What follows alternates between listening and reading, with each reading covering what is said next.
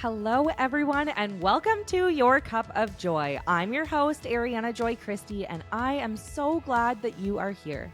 This is a space to inspire, to learn, to grow, and to challenge. Get ready to fill your cup and spread a little joy along the way. Okay, Britt Gaudio, professional organizer and decluttering coach, and also owner of Well Nested Living Co. Welcome to Your Cup of Joy. Oh, thank you for having me.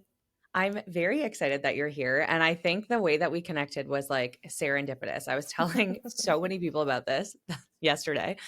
I think if for any of you listeners who follow me on Instagram, you may have seen that like over a year ago, my closet broke. The whole like top piece just like fell down. I have like an IKEA standalone and then just whatever is happening in my tiny little closet. Anyways, I finally fixed it. I got someone to come in and build something. And all my clothes are on the ground. I recently lost a lot of weight, so I'm trying to put it all back in. And along with that, like the rest of my house is chaos. My kids who are wearing size 4 and 5T still have 2T in their closet. Kelly has 6-month clothing in her closet. She was wearing a size 3T.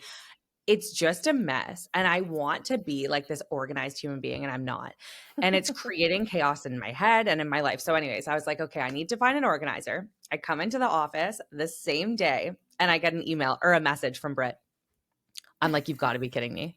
Like, this is so meant to be. So I'm very, very happy for you to be here. Me too. It did work out really magically, and I'm so excited. It was so wild. Immediately, I was like, can you jump on a call right now? Like, I need you.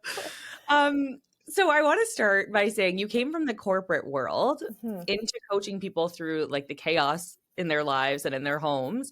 What inspired this pivot for you?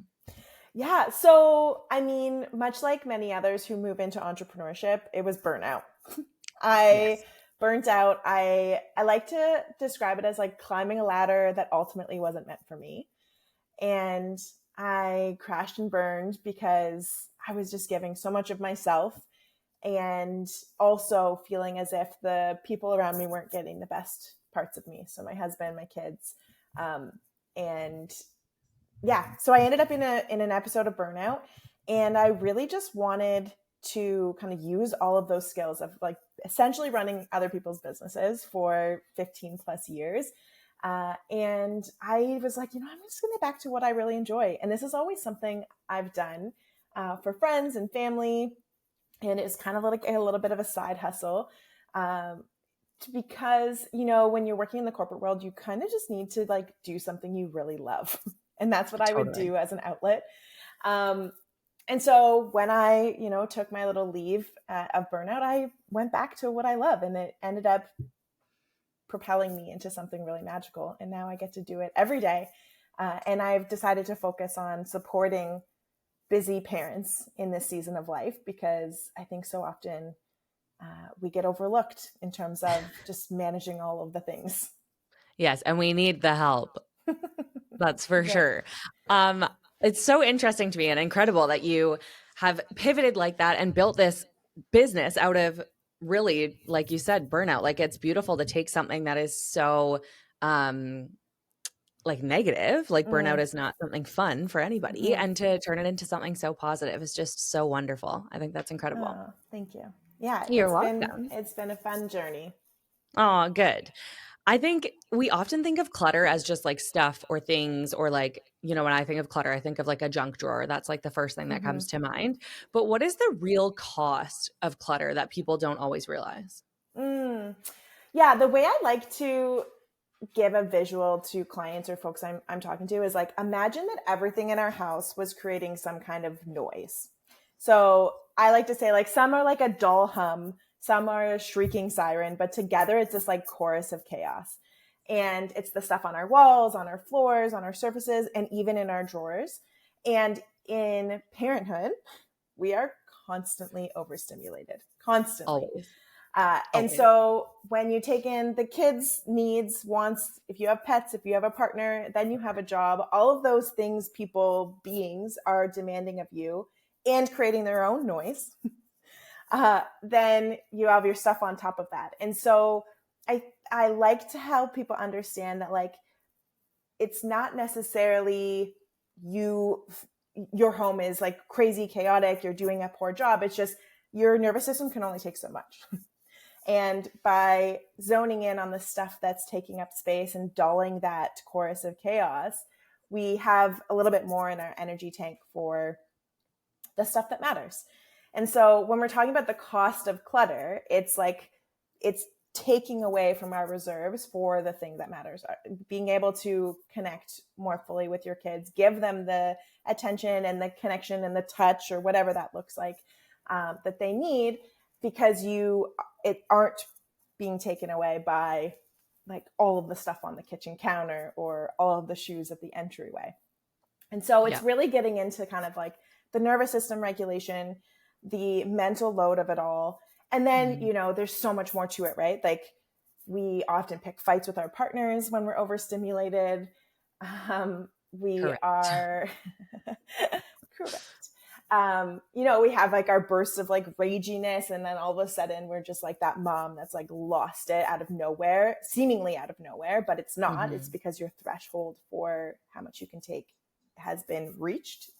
And for some, it's like a loss of productivity. It's a loss of sleep. It's a loss of,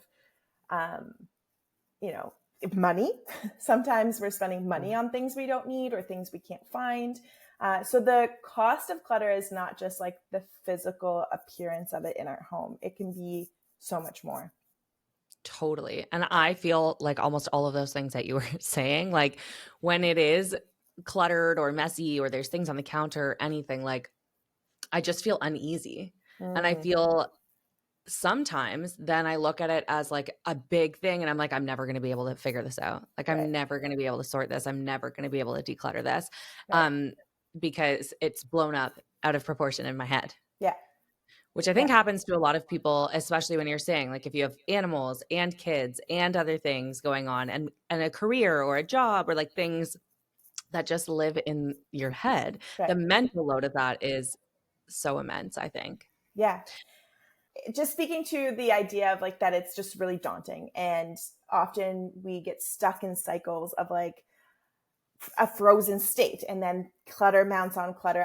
I often say like clutter invites clutter, right? So as soon as one person drops something, the next person's given a permission slip to drop more. And all of a sudden it's gotten out of control. And so if you get into that frozen state, you all of a sudden found yourself with mounds of work and you don't really know how to tackle it.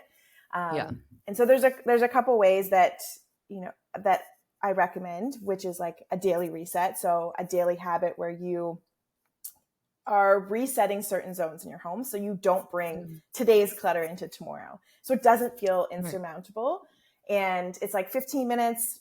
I am always working with families with kids. And so I say like, make it fun, have a playlist, let everyone contribute to the playlist. You can throw on like a disco ball, give everyone a zone and make sure that it's not just you, right? That is picking up everything over and over again. It's like everyone can tackle it.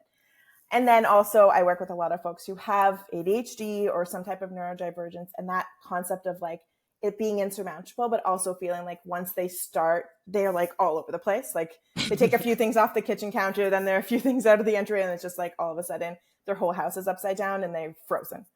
And so we use a timer for those folks where I say like, just do 10 minutes. Tell Alexa or Google Home or whatever you have in your house, say like, set me a timer for 10 minutes and just go for it. So those are some of the ways to kind of get out of that frozen state. I love that. And it makes it seem so much more manageable because when we look at it as a whole, it does seem like, oh my gosh, how am I ever going to figure this out? But the timer is so smart. And I love involving the kids. I've started to do that more just in our daily life too, not only with cleaning, but with everything. Yeah. And then it helps them too. Like they feel excited to have some independence and some autonomy and to be part of everything. And then they start to understand like, oh, this is why mommy isn't playing with us right now because we have to clean. If we all clean together, then we get to all have time together. Right. And so I think making it fun to do those things, it becomes like an activity too. Right. And then you don't have teenagers who put things down and expect them to disappear because they've been part of the process since they were young. I get so many questions of like, how do I get my teenage daughter to clean up after herself? And I was like, well, you start 10 years earlier, but also here's some ways to work with them. I love that though, because you're right. It's like starting habits early, Hmm. which is so incredible. Um, what are some maybe common emotions or reactions to clutter that come especially in motherhood? Because I know you work with a Mm. lot of parents, and I know like I'm an emotional being. Everything that I do is like powered by my emotions. So, what are some common themes that you see? Yeah, I mean, our stuff carries weight and meaning. And I Mm, think there's so much wrapped up in that. And we also make it say so much about us. So there's so many ways I could answer that question. Like, often if folks are calling me, they're coming to head with a sense of shame, and embarrassment is where mm, they start. Um, they wish or think they should have been able to handle it themselves. They want to be able to do it better, or they want to be able to manage their home in a way that their friend is, or the person on Instagram is. And so that is a feeling. And whether or not they are calling me and coming to head with that, most people are dealing with that on a regular basis of like, yeah. like everyone else has their stuff together and I don't. And I'm going to let Hmm. that say something about who I am as a wife, as a mom, and all of that. Um, and then when you get into the stuff and deciding on what stays and what goes, there's so much emotion wrapped up in our things. When we get into our kids' inventory, obviously it's watching our kids grow and having to part with the memories, because Yeah. our kids' clothes spark so many memories about different ages and stages and funny things, their toys, what they played with, what they loved. And Yeah. letting those go can be really hard. And so So I'm hard. often working with moms through that, making space for like, feel your feelings. That is totally okay. Hmm. But these things don't need to stay in order for you to remember all those memories, or there's different ways of making those things functional. Yeah, Um, for sure. and then I would say, like, I kind of already spoke to it, but the tension, the raginess, the picking fights, the conflict between partners is probably the most common thing that comes up in my conflict calls, my consult calls. It's Aw. like, is my husband and I are fighting about this, or my partner and I are finding ourselves, increasing tension about this room, this zone, this inventory type. Uh, you know, People feel as if like they come in at the end of the day and they're just met with clutter, and like that's just like the straw that broke the camel's back, and now they're Yeah. miserable. Or they have some rooms they walk in, they're like, I was in a great mood until I went into the basement, and now I'm angry and throwing things Yeah. around. So there is so much, in short, so many emotions wrapped up in our stuff. Yeah. Yeah, definitely. I That resonates a lot with me. Even yesterday, like I got home and I was like, okay, I'm gonna cook dinner. And I go inside to make dinner. I'm like, oh, I'm gonna clean the kitchen before I cook dinner. And it was like just so overwhelming. And those Yeah, are things that are so avoidable, yeah. but need to have maybe like a system or organization in order to have it be avoidable. Mm-hmm. Mm-hmm. You talk about homes being easy to tidy versus Mm-hmm. perfectly tidy. Mm-hmm. What's the difference? How come? Why does it matter? Like, take us through that and tell us, Yeah, what does easy to tidy mean? I think it's going back to that idea of like what we expect of ourselves as moms, as Mm, wives, or husbands, partners, whatever role you hold, is like we have this certain expectation. And maybe that came from our parents or from the homes we lived in, or maybe it's coming from social media. We're seeing the people that we're following yeah, showing glimpses of their homes, and they're perfect and they're aesthetically pleasing and their kitchens are beautiful and their bedrooms are like beds are perfectly made with all of the pillows and accents, and we're looking at our house being like, oh my, it's not how mine looks. this is not Yeah, how mine looks. And then we give ourselves permission to give up. Typically we're like, ah, we can't do that, our house cannot look like that. Or we get really defensive and it's like, oh, it must be nice, she must have help, she must have this, and she must do that, she must not work, all of those things. yes, And none of those ways are productive for us to get to where we actually want to be. hmm, And so often when I'm starting with folks, it's like, listen, like, what is your goal here? Like, I know what I need, my nervous system needs out of my home in order to be the best human, the best wife, the best mom. But what do you need? Like, what does your space need to look like for you? And Mhm. after working with hundreds of different families, like I realize how different that is. Like some people are I like, look, bet. that doesn't bother me. So I Yeah. often start when I walk into a home and it's like, talk to me about your pain points. What are your hurdles? Because that would drive me crazy, if I'm being honest. Doesn't bother you. And what bothers you doesn't bother me. And so Mm. level setting, one, but also recognizing that your homes are meant to be lived in and your kids are Yeah. meant to play.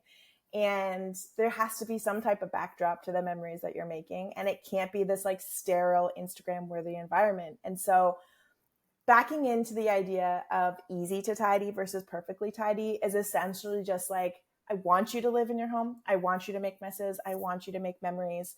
But then when it's all done, I want you to have a space and an inventory level and the systems in place so that it's 15 minutes of your time a day, not whole weekends, not full Mm. week. You take your staycation and you organize your Use home. it to clean. Yeah. I want it to be easy to tidy so that when you need those moments of nervous system reset or, when you're sitting down after the kids are in bed, you can actually relax and not feel overstimulated at all times. I love that because it just seems way more accessible Mm-hmm. to do. Like sometimes I think about cleaning and I'm like, oh, it's going to take so long or I have to do so many things. And I look at it as the whole house. And then I think like, oh, I'm not going to do any. I just shut Right, down right, instead of just being like, okay, I could do the kitchen right. in 7 minutes and then I Yeah, could do the living room in 5 minutes. And then that could be enough for the night. Like right. it becomes more manageable when you think of Mm-hmm. it in smaller Mm-hmm. pieces, I think. Yeah. And I also think you look on the Instagram, like, I mean, you work in the industry, you are a creator. You know that like what you see on the internet is not always how those people are living. There's Exactly. things out of frame. There's like whole teams of people, not sometimes that are tidying spaces or getting the right angles. And we just need to stop in so many areas of our life comparing ourselves to people on the internet and just doing what works for us and our families. Totally. And you must see that a lot in your business too, as social media being this like prominent source of information for people because like I find it all the time and that's why I try to always show like if I'm filming like an ad like this one corner of my room may look really clean or like one piece Right. of my kitchen counter but like all of the other things are just right over here and like this is normal. Yeah. And I it's funny because one time I showed my living room and it was like definitely a mess but like the kids were playing, we were home, I think it was like Christmas break or some type of break, they weren't in programming or anything, and I got this message like that is disgusting, like your home is so messy, like clean up, blah blah blah, like it was like mean. And I responded immediately being like, this is a lived in home, like my children are making memories, they're having fun, I'm not disturbed by it, I will Right. clean the house this evening Right. once everybody is in bed. Yeah. And I'm totally fine with that. Yeah. But this person was going off like it was the worst thing in the world. And I was like, it really made me reflect and be like, no, we're allowed to live in our homes. Like Yes. that's why we have them. Yeah. And it's funny that, I mean, I'm sure that happens. Your community is a little bit bigger than mine. So I'm sure you get silliness more than I do.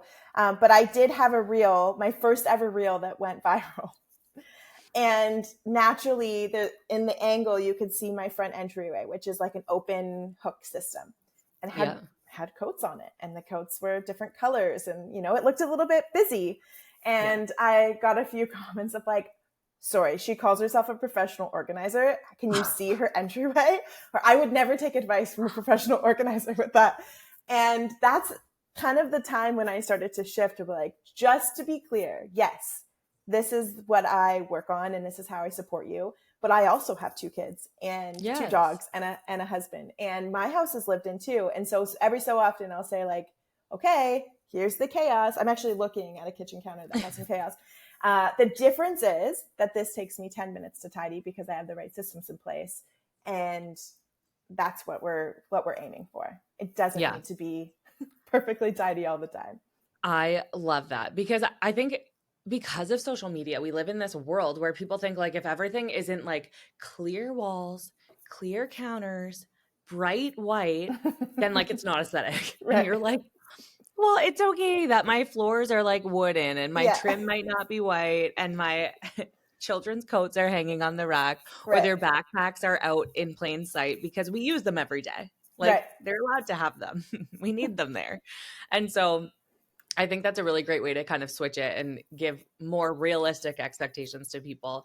Because sometimes when you're consuming that online all the time, like it does feel very draining to just think like, well, what am I doing wrong? Like my Yeah. house doesn't look like that. Am I doing something bad? Yeah. And it's really easy to internalize that and be like, well, something's wrong with me. 100%. And we But I already love that have that you are more internally in practical. us. Correct. Yeah. Like, and it's enough already Yeah. what's going on in my head. I don't need like more people to drive that. Right. I totally agree. Um, a lot of people think that decluttering is about how something looks. We've been Mm-hmm. talking more about feeling. Mm-hmm. What does decluttering life feel like? Mm. Yeah, so decluttering can bring up a lot for people when even the concept Mm. or the introduction to the idea. And sometimes I'll get on calls or I'll walk into people's house for the first time. They're like, just so you know, I'm not going to get rid of my mug collection, or all the shoes are staying. And they all of a sudden think that I'm about to come in and be like, Feel like scared. everything has to go. Um, the idea is just like having the right amount of stuff. And so that looks different for everyone, right? Like Mhm. I often say, folks, you can have like one thing that you collect or that you really enjoy. For some, that's books. For some, that's clothes. I said mugs already. Those are a common one. That's a common one. And shoes. Yes. But you can't collect everything, and you can't, that's when we start to see things overflowing. So the Yeah. idea of decluttering is really just making sure that what we're keeping and what we're storing and what we're maintaining in our home are things that we want, need, and love. Mm. We often have a lot of inventory in our home that we, when asked, they feel like they should keep it. Mm. And those are often like gifts or things they spent money on and thought they would enjoy, but they don't enjoy. Or, you know, there's so many things. There's like the wedding gifts you got and never used, or the Yes. souvenir someone brought you back from a trip you never went on. Yeah. The sweater your husband bought for you that you hated the minute you opened and it's still hanging in your closet. All of those things. And I so could we, 3 things just came up for me that I'm like, "Okay, just throw them out, Ariana." right? Like, Right? what are you doing? So, yes, that is where we start, is like what we want, need, and use. And then we get rid of the shoulds, the maybes, and the don't use. Mm. Um, you know, we use about 20% of our inventory 80% of the time. And so that's a lot of stuff stored. Yeah. And I say that because what you can, you know, store and not use are like your seasonal decorations, your seasonal Yes. clothing. Like that all makes sense, right? Like you're not Yeah. going to use it every single day. And I'm not expecting you to purge those at the end of each season. Yeah. But I want us to just get really deliberate about that. And backing into that right level of inventory is how you create easy to tidy homes, Mhm. essentially. And also to an extent, like, sometimes I think about my, I love Christmas, but, like, I don't need 14 Christmas sweaters, but I have 14 Christmas sweaters, Ah, okay. you know? Like, I don't need to have that. Not that's not okay. That's So, not a need. That's not a need. yes, Um, I have lots of work to do. Fair enough. Yeah, and maybe if Christmas sweaters were your one thing, I would say like Mm. cool. But you probably have something else that is more consistent that you like to collect, and you have a little bit more than you need, but that you love, and that's okay Yeah. too. Uh, but yeah, seasonal decor, we tend to have like bins and bins and bins of it, and Mhm. so I mean, I could talk for ages about that. But but yeah, where I kind of started was like decluttering brings up the like this defensiveness of like I use and want everything in my home. And that's just simply not true. And so we just work to answer some of those questions. And depending on who I'm working with, I know the triggers to pull. Like Mm. sometimes it's as simple as like, well, if you lost this, would you go out and rebuy it today? And they'd be like, nope. And that kind of helps you reestablish what the Huh. value of that item is.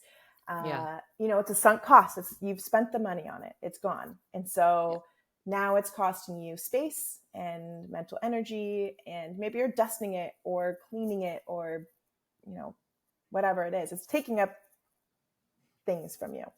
Yes. Um, so yeah, and then there's lots of different triggers you can pull, like, oh, that sounds like a really aggressive language. There's a lot of different things you can ask. Like, could someone else get more use out of this? It's creating, Mm. it's collecting some dust in your closet. Someone who has a little bit more of an empathetic pull might be like, yeah, you know what? Someone else could wear this sweater more. I wear it once a year. They could wear it a lot more frequently, or they need a sweater or whatever that looks like. I love that. That is a Mm-hmm. better way to frame it in my mind too. Um, if you saw my garage, you literally would be like, wow, she's a hoarder. Like, it's so terrible. My husband hates this about me. Okay. But I'm an emotional being and Mm. I'm emotional about letting these things go. Like, Yeah. all of it is baby items, Okay. like 95% of it. Okay. There's things from, like, we're not having any more babies. Okay.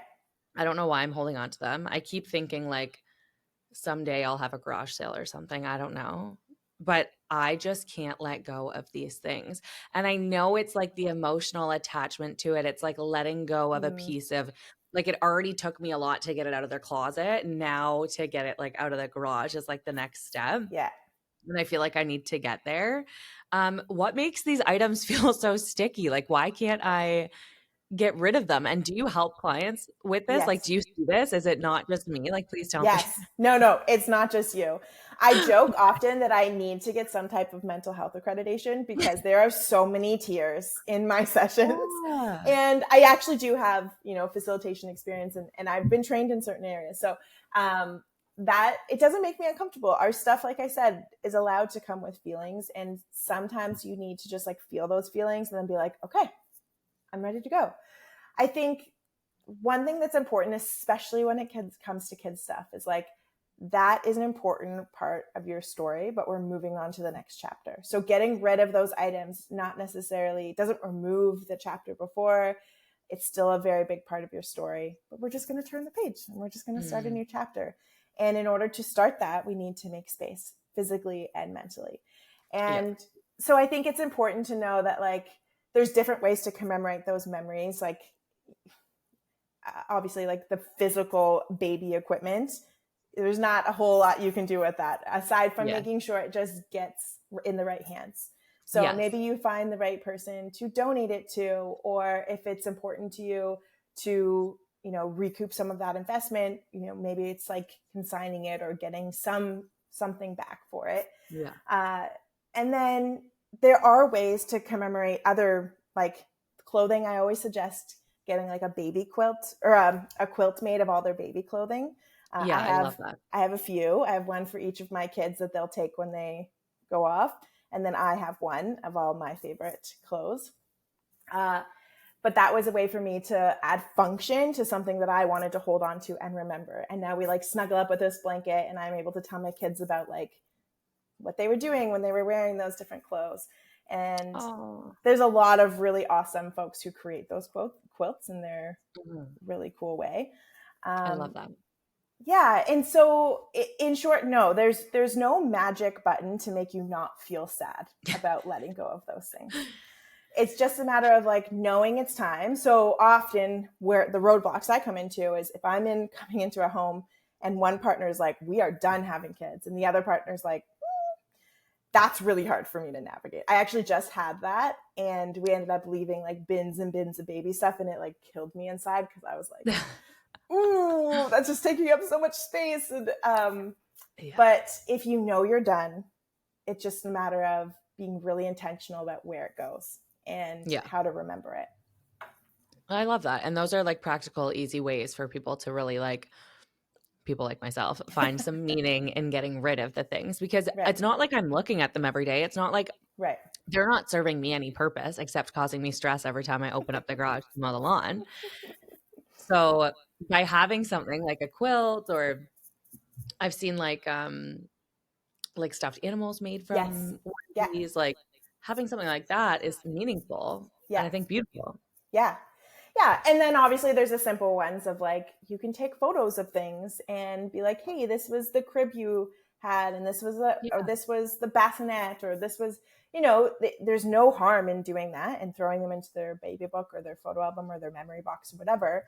And then the last thing I'll say is like, half half of my superpower is that I am unbiased and I am unconnected to the inventory and the people and the stories and all of that. And that doesn't mean I come in like super cold hearted. It's like, all right, let's go.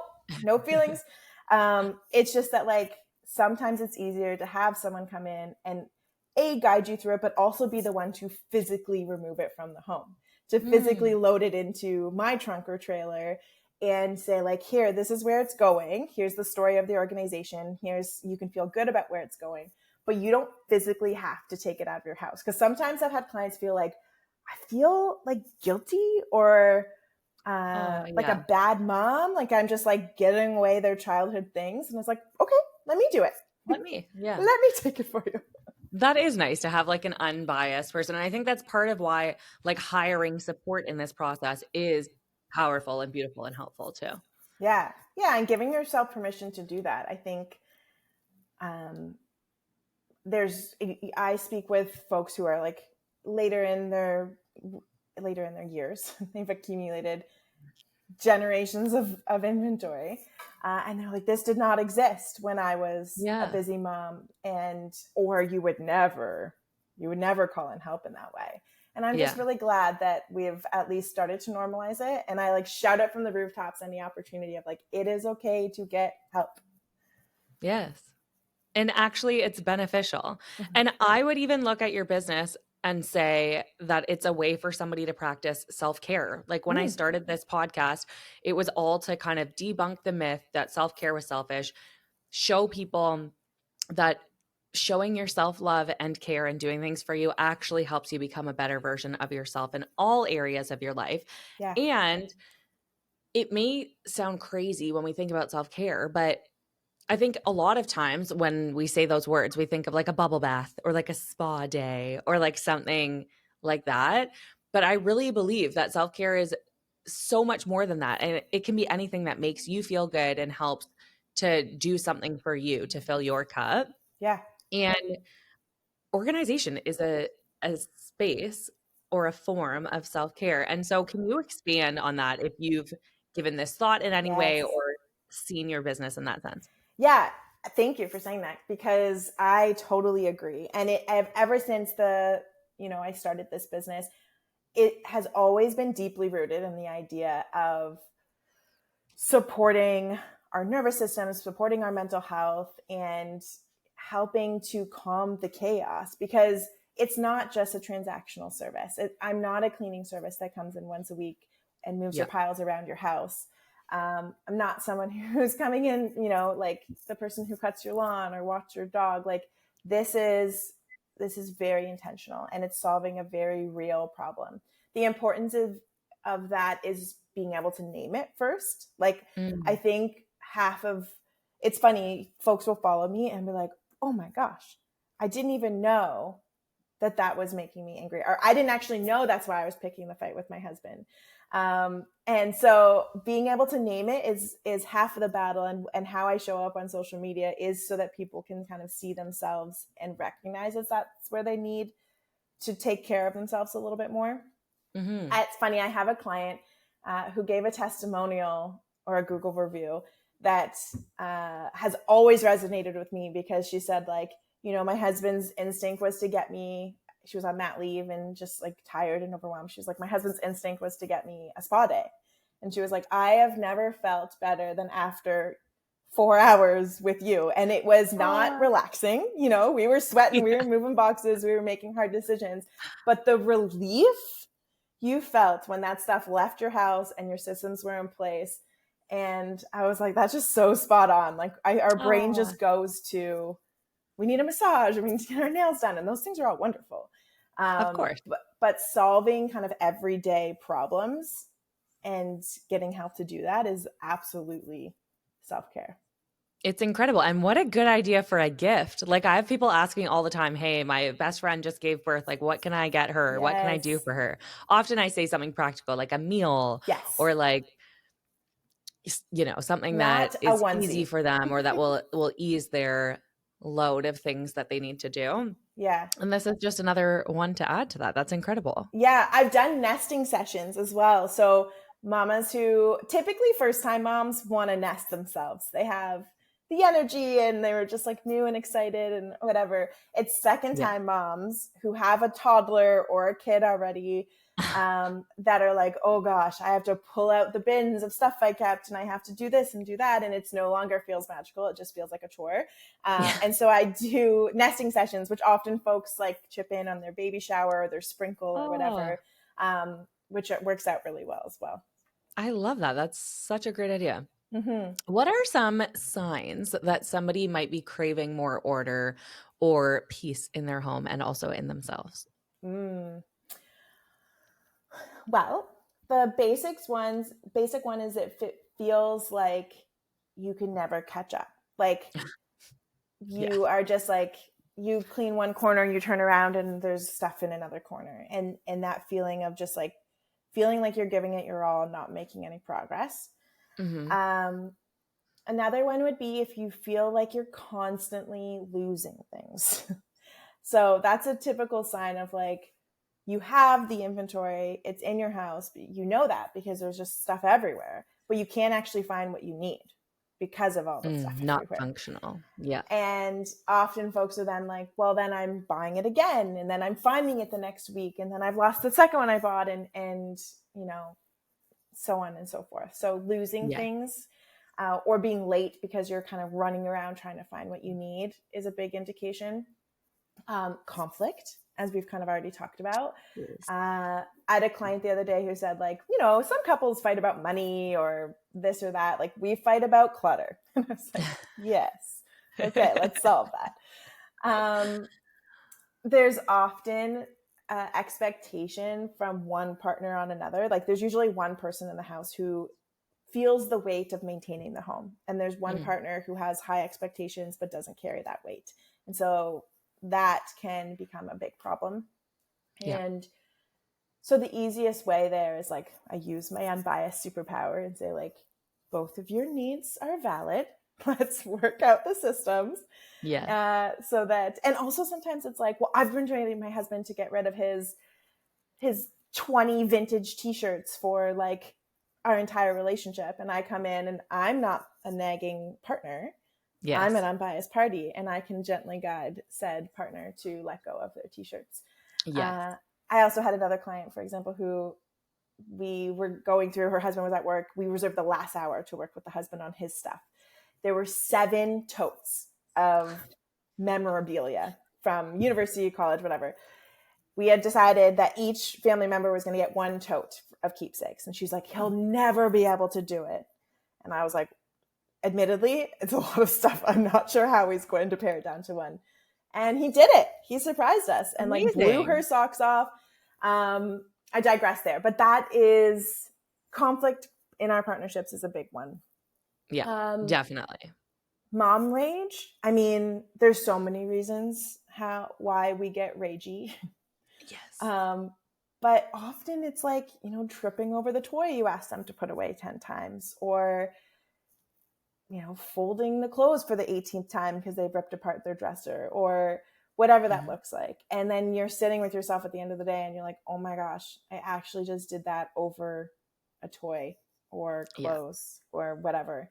And so that would be my plea of like, all right, let's deal with the stuff so that the people, and again, the things that matter, get the best of you. Yeah. Yeah. I mean, I love that because I think it is true. Like often the problem is not what causes a fight. Right, It's all the things beforehand. right. And so if you can remediate one of those big things, i.e. clutter, then you're already one step ahead. So I Yeah. really love that. Besides decluttering, what Mm. is your favorite way to practice self-care? Ooh, movement, I would say, Mm, is my big one.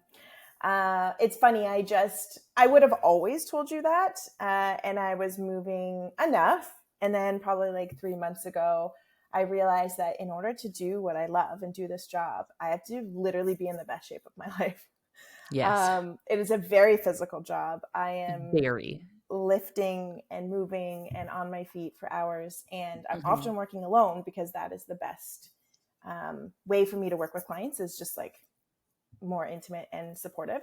Yeah. And so, yeah, it's hard. And so I was just like, well, in order for me to keep doing this until as long as I want to, I need to get myself in shape. So I've been going hard at it, and I've just noticed such an impact on my capacity, my energy, obviously my ability to do my job, but also just feel like I have so much more left in the tank when the kids come home from school or camp or whatever that looks like.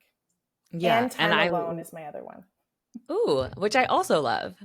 Yeah, I'm a Time to raging recharge. introvert.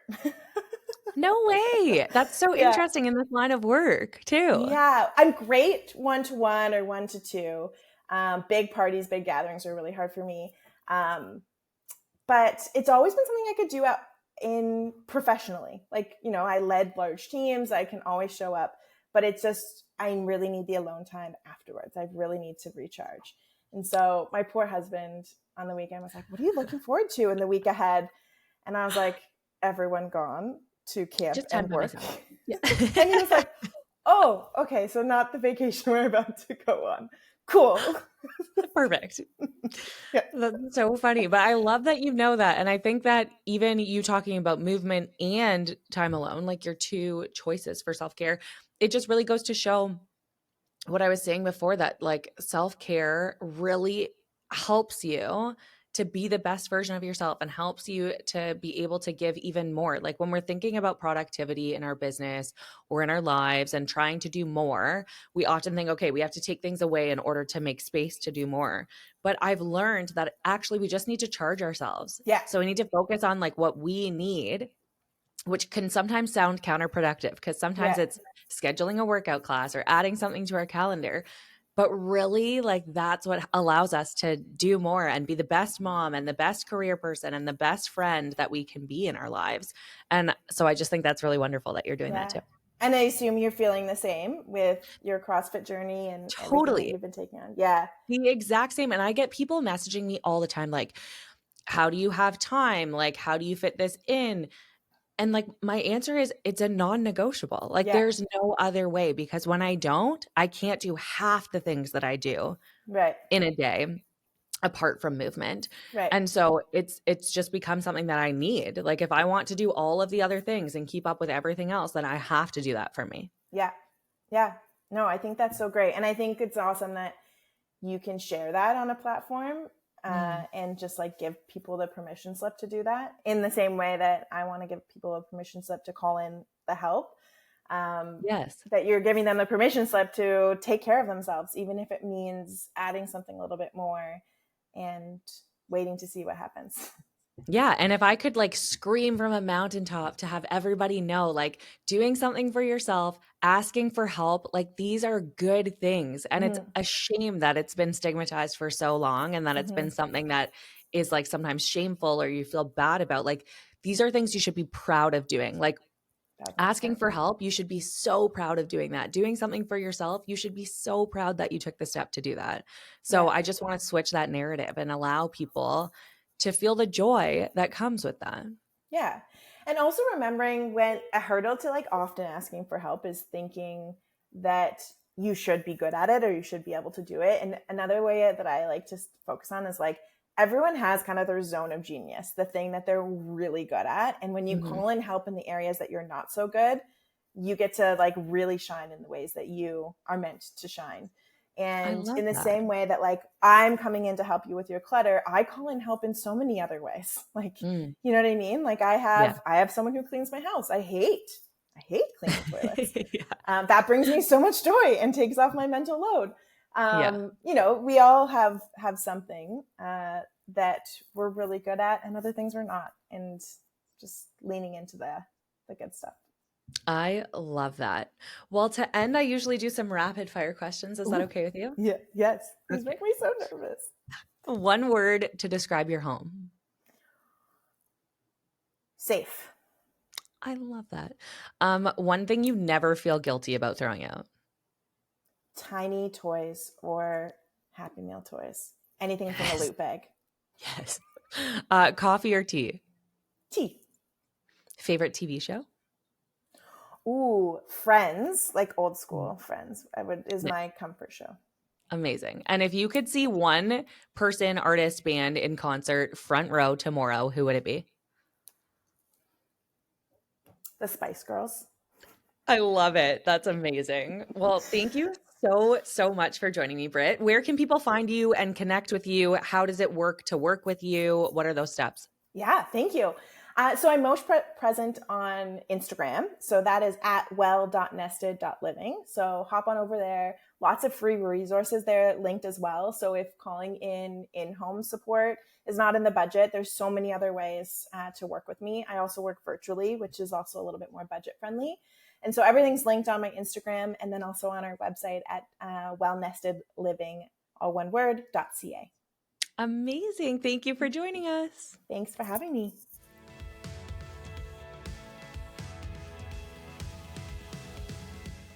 Thank you so much for tuning into this episode of Your Cup of Joy. I hope you enjoyed today's conversation as much as I did. And if this episode resonated with you, or if you've been loving this show, I'd really appreciate it if you could take a moment to rate, review, and subscribe wherever you are listening. Your support helps the podcast grow, it helps it reach more people, and it means the absolute world to me. So keep filling your cup with joy, and I will see you next week.